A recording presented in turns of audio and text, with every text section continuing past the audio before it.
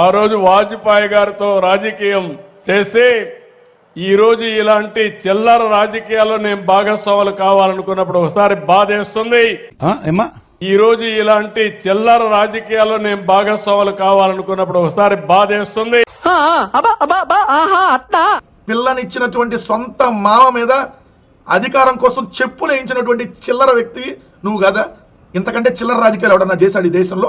ఏం చిల్లర కాదురా మీరు. నరేంద్ర మోడీ గారిని టెర్రరిస్ట్ అంటావు, మళ్ళీ అదే నోటితో నరేంద్ర మోడీ గారిని పొగుడుతావు. చిల్లర రాజకీయం కాదా ఇది? ఏం చిల్లర కాదురా మీరు. సోనియా గాంధీని ఇటలీ దెయ్యం అన్నావు, ఇండియాకి దేవత అన్నావు. మళ్ళీ నువ్వే, నీది మామూలు నోరు కాదు కదా. చిల్లర రాజకీయాలకి ఇది కదా నిదర్శనం.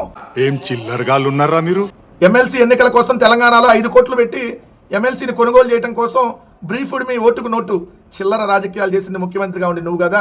ఏం చిల్లరగాళ్ళు ఉన్నారా మీరు? వైఎస్ఆర్ కాంగ్రెస్ పార్టీ నుంచి గెలిచిన 23 మంది ఎమ్మెల్యేలని సంతలో పశువుల్లాగా కొని 4 మంత్రి పదవులు ఇచ్చి నువ్వు చేసినటువంటి చిల్లర రాజకీయం. ఏం చిల్లర కాదురా మీరు. తిరుమల లడ్డులో జంతువుల కొవ్వు కలిసిందని చెప్పి మనిషి అనేవాడు ఎవడన్నా మాట్లాడతాడా? పవన్ కళ్యాణ్ తల్లిని తిట్టించింది ఎవరు? చిల్లర రాజకీయం కదా. నీ జూనియర్ ఎన్టీఆర్ తల్లిని తెలుగుదేశం పార్టీ ఎమ్మెల్యే చేత తిట్టించావే.